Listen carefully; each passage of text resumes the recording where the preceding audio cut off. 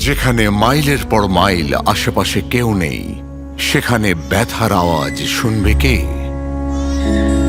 দন্তেওয়াড়ার নিবেদিত দম্পতি ডক্টর রামচন্দ্র গোড়বোলে এবং শ্রীমতী সুনিতা গোড়বোলে, পদ্মশ্রী 2026।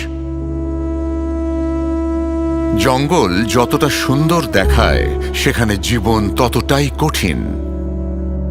দীর্ঘ নির্জন পথ, না হাসপাতাল না ডাক্তার, কুপোষণ, অজ্ঞতা, অসুবিধা। আদিবাসী জীবনে প্রতিটি মুহূর্তই অনিশ্চয়তা। এমন পরিস্থিতিতে মহারাষ্ট্র থেকে এক সংকল্প নিয়ে দুজন মানুষ আসেন। মন, প্রাণ, ধন ও বাক্য দিয়ে আমরা জনজাতির কল্যাণ ও স্বাস্থ্য সেবায় নিজেদেরকে নিবেদিত রাখব। আমার উদ্দেশ্য ছিল যে আমরা আদিবাসী অঞ্চলে গিয়ে মানুষের জন্য কাজ করব, সেখানে তারা কত কষ্টের স্বাস্থ্য সেবা পায়। এসব দেখার পর আমার মনে হয়েছিল যে আপনার নিজের সামান্য জ্ঞানও আদিবাসী ক্ষেত্রে কারোর জীবন বাঁচাতে পারে।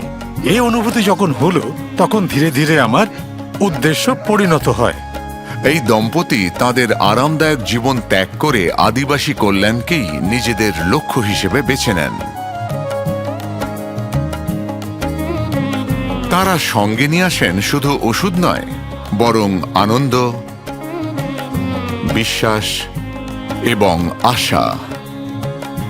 মানবতাই প্রধান ধর্ম। যদি আপনি কাজ করতে চান, সেবা করতে চান, তাহলে মনে অবশ্যই মানবতার অনুভূতি থাকতে হবে। নিজেদের জনজাতির সমাজ ও আদিবাসী সমাজে যে মানুষগুলো দুর্বল, তাদের সাহায্য করা আমাদের কর্তব্য। গত কয়েক দশক ধরে এনারা হাজার হাজার আদিবাসী ও তাদের পরিবারকে বিনামূল্যে চিকিৎসা দিয়েছেন। স্বাস্থ্য শিবির আয়োজন করেছেন।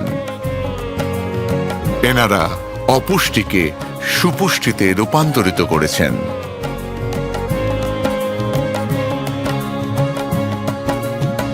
নেশার আসক্তিকে সম্পূর্ণভাবে নির্মূল করার জন্য এনারা আগামী প্রজন্মকে শক্তিশালী করেছেন।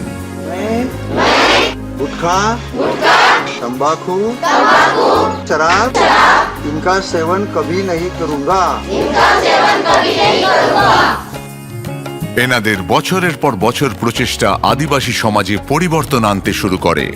যদি আপনি মন, দেহ ও বুদ্ধি দিয়ে কাজ করতে চান, তবে তাতে ভালোবাসাকেও যুক্ত করুন। তাহলে আপনার কাজও ভালোভাবে করতে পারবেন। এবং এনারা রোজ সকালে সেই একই সংকল্প নিয়ে বেরিয়ে পড়েন।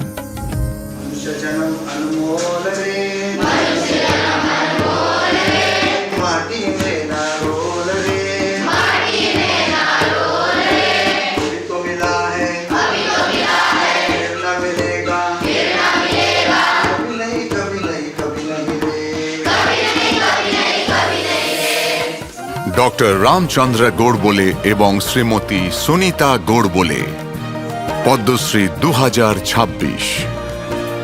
আমাদের কোটি কোটি প্রণাম।